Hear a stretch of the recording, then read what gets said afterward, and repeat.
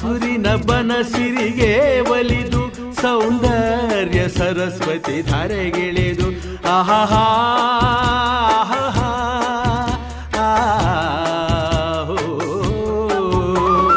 ಹರಿಯುವ ನದಿಯಲ್ಲಿ ಜಾಡಿ ಹೂವನದಲ್ಲಿ ನಲಿಯುತ್ತ ಓಲಾಡಿ